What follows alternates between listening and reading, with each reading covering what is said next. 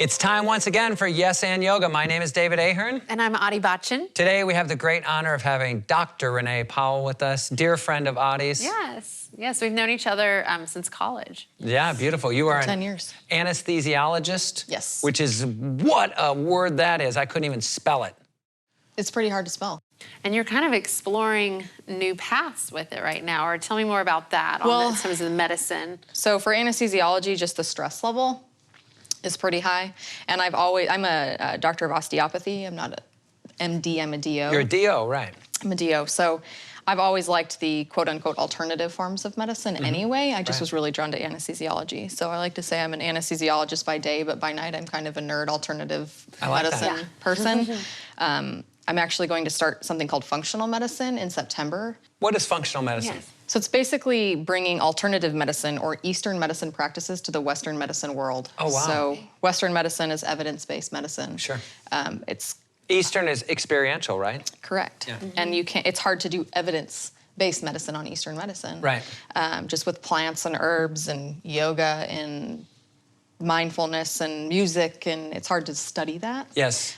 They're finding ways to do it, but it's really fascinating because there's kind of an undercurrent right now happening just in general medicine where people are either unhappy with the system, unhappy with insurance, kind of feeling locked down by our system in itself. And so functional medicine and integrative medicine are two ways that are kind of opening up ways for us to practice medicine outside of what we're doing.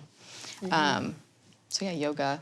There's so many things that the East does that, you know, obviously Western medicine has a place. We've talked about this. It really does. If you get in a car accident, thank goodness for Western medicine. Right. Yes. But I think there are preventative things you can do that the East has done. Yes. That if we incorporated that into the West, it would make a huge impact. I mean, there's so many things you can do. Have you seen the gaps kind of within working in the field and kind of see where it's like, ooh, you know, like running into roadblocks or? So for me, I take care of patients daily that have high blood pressure, diabetes. Those are the two biggest things. Hypothyroidism. So that's normal for you, like it's every normal. day? Yeah, I rarely ever see a patient, and I'm actually in surgery centers where you do healthier patients. Okay. It's called an ASA score, but they're never low for us. Really? Yeah, like I get happy when I get a mark somebody as an ASA 1, which means like your risk of anesthesia is incredibly small. Wow. My normal is probably a 2 or a 2.5, even though that doesn't exist. 2.5 to a 3. And I don't work in a big hospital anymore, and they do a lot of the 3s and 4s. Wow. So, yeah, I think just chronic health conditions are so rampant in our world. What do you think causes that? What is the cause of, I mean, not to say that it hasn't always been here, but it does seem to be really escalated now. Do you, I mean... Diet. Stress. Yep. Toxins. Yeah. Anything that's going to cause inflammation in the body. We're exposed to so much we weren't exposed to a long time ago. Our food is not the best like it used to be. Right. Chronic stress. You know, we all think we're being chased by a bear constantly, and we're not. Right. But the pressures of the world make you feel that way. Well, your old brain doesn't know how to say I'm okay. I've heard this more and more from people that the bear analogy, that it's like we're being chased by the fight or flight. Yep. that it's all the time. Is it from technology? Is it from... I think technology has its own role. Yeah. It's just stress. The stress of the 8 to 5 is not really an 8 to 5 anymore. Right. We're not really resting on the weekends like we used to. Right. Technology comes in because now you've got emails, text messages. You can never actually just turn off. And disconnect. Yes. Yeah, like when you go home, you know, at night from work, it's like, oh, people still checking their work emails, still responding back to things. And we still feel obligated to do that, whereas a while ago we didn't have to. Right. Work waited until Monday. Right. Yeah. And we don't have that anymore. Yeah. So tell us, when you go to study in September, what will you be studying, and what are your plans? Like, what do you plan to do with it? Yeah, what interests you with it? Yeah. So for me, just getting into functional medicine is root cause disease. So figuring out the root cause for people, which I think we don't do that anymore. I think probably, I like to call it old medicine. Yeah. Old medicine, we used to have that. We used to have physicians that would go to the house and they knew everything about you. Yeah. They knew from when you were, actually they knew when you were in the womb to what happened during birth to everything you've been exposed to since then. We don't have that anymore. Right. And functional medicine, basically you don't have any time constraints. In some practices, they're doing direct patient care, so that's a cash-based clinic.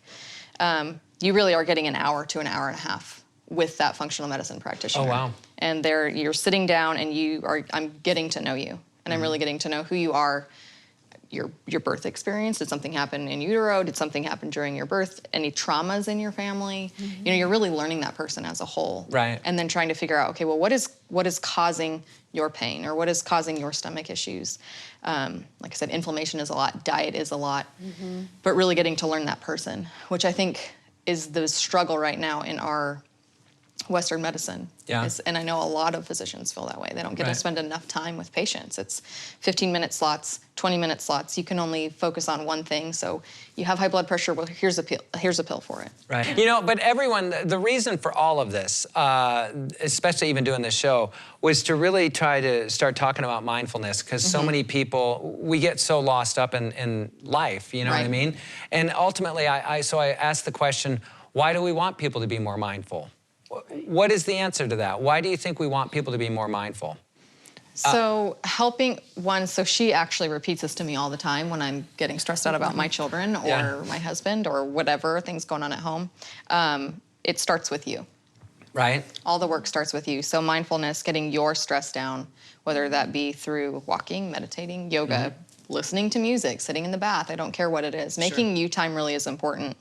Having a daily practice so that you are better and your energy is better, so that your vibration is better. Right. And ultimately, really, it's just to be happy. Right. I mean, that really is the ultimate goal, is to be happy, Have a happy life. so you can be good for other people. I mean, it's that simple. I remember there was a very famous yogi who went into silence for a decade. Wow. And didn't speak for a decade because he, for whatever reason. And after 10 years of coming out, somebody asked him what was the key to life, and he finally decided to speak, and he just said, be happy.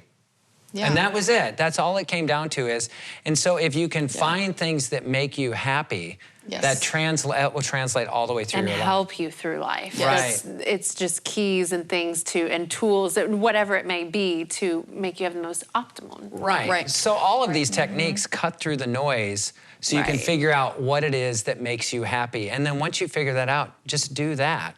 Right. And then we're good for our kids. Yes. I've even had times where, when my kids were a little bit smaller, where I would actually just sit there and hold them and do Supreme Kriya. Yeah. I wasn't doing the mudras, but I would just sit there and sing it to them. And so they know the music. They like some of it.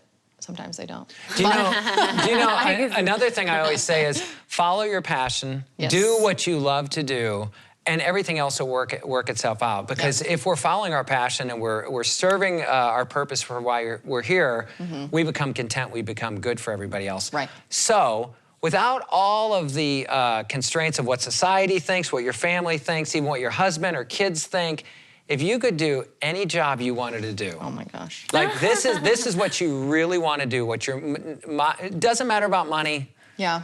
What would it be? My husband asks me this question all the time. Does he really? Are you going to answer him one time? No. No. Because, here's something, I ask people this question all the time, and people don't want to answer it. They almost feel embarrassed or ashamed to say, this is what I really want to do. Because with all due respect, being a doctor is great if that's what you love to do. But if it's not, what is it you love to do? And then go do that. But we get so wrapped up in, I got to do this and this and this. And it's just about finding that passion. Like do you know what? When we met in Paris, we're walking on the left bank. Folks, listen in. And I said to her, this is the third day we met, right? And I said, you know what? One day, maybe we'll live in Paris. And she goes, well, what are you going to do if you live in Paris? What are you going to do? And I said, I'll write. And she said, what am I going to do? And what did I say? Whatever makes you happy. I said, whatever makes you happy. Yeah. Now I've asked her, did you ever think that it would be Kundalini yoga? And she said, she goes, no, I didn't. I didn't know it was going to be this. Yeah. You know, even the dreams I had before, I got to do a lot of that stuff. I got to have it. And then now it turns out like, I want to do something different, and that's the thing too, with practicing more, it has opened up stuff that I didn't even know that I had, or even interests and desires. And it's like, now I'm getting to kind of chase that and go after that. Right. Yeah. What is your passion? What are you going to bring to the world that's going to... I want to help people with trauma. Oh, beautiful. And I don't know what that looks like. Okay.